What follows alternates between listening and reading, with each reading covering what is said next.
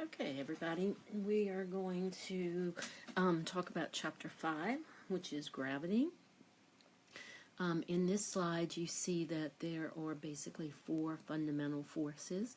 You have gravitational, electromagnetic, you have both weak and strong forces. We are going to start with gravity.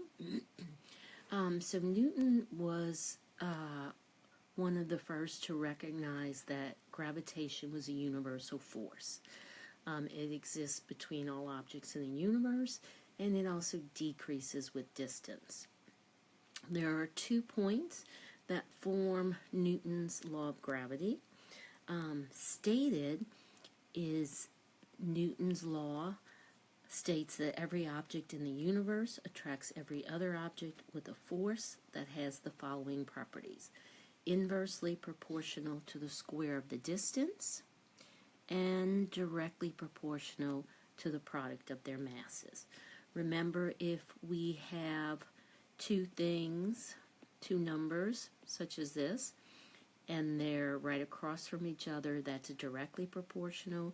Remember, if they're opposite, then that's inversely proportional. And this is going to be what we call our gravitational force.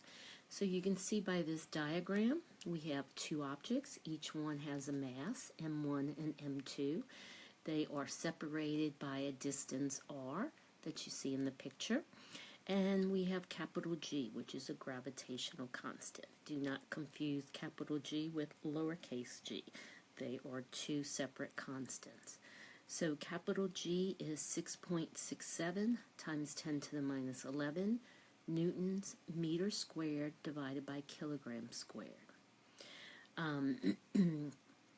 Newton's law of gravity is what's known as an inverse square law. And if you look at an inverse square law, basically it could be any law. It just simply relates the intensity of an effect to the inverse square of the distance. So you can see here how intensity's opposite from where the distance squared is. So that gives it that inverse square law. So basically, the greater the distance from the Earth, the less the gravitational force on an object would be. Now keep in mind it gets very small, but it's never going to approach or never reach zero. When Newton proposed this law of gravity, he could not figure out a way to determine the constant capital G. It wasn't until Henry Cavendish, about 100 years later, came up with that method to calculate G. And you can see how G is a very small number. Okay, so the reason that you don't feel the pull of gravity when you sit next to somebody on Earth is because of capital G having such a small value. Okay, let's try some problems. So, first problem, we have two friends. They each have masses of, one has a mass of 70 kilograms, the other has a mass of 86 kilograms, and it doesn't matter which one we say is M1 or M2. They are standing a distance of 2 meters apart, and you're asked to find gravitational attraction. Now notice I put F sub G, and that lets me know it's gravitational attraction as opposed to electric force. It's gravitational force. So our formula is F equals capital G M1 M2 over R squared. So our gravitational force is going to be our constant G, 6.67 times 10 to the minus 11 newtons meters squared over kilograms squared times M1, which is 70 kilograms, times M2 is 86 kilograms, divided by R squared, which is 2 meters. Don't forget to square the meters. Now we want to double check to make sure we have it set up right. that we're going to have units of newtons because we're dealing with a force. So you can see this kilogram squared are going to cancel with these two. This meter squared will cancel with this meter squared. Just make sure you don't scratch out the squared right here because you still have to square that number right there. So when we punch all this into our calculator, we should get gravitational force is 1 times 10 to the minus 7 newtons. Okay.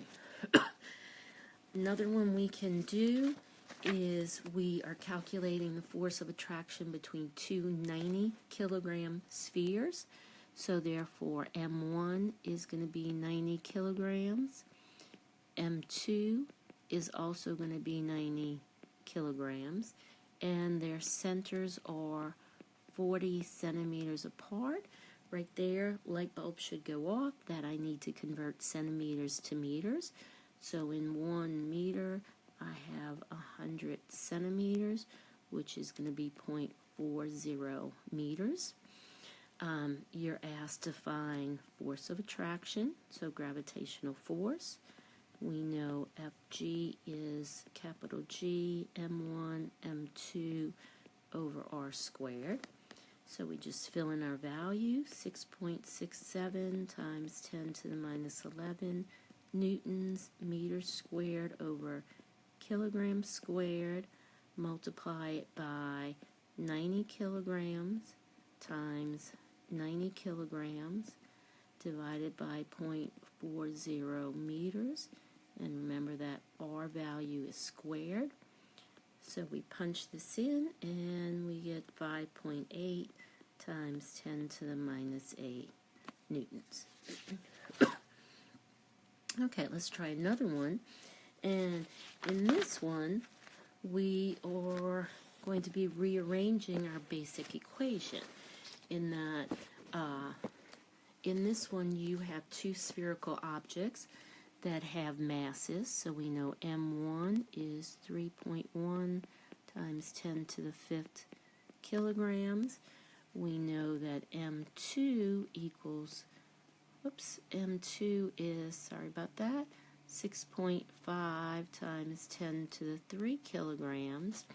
We know gravitational attraction is 65 newtons, and you're asked to find R.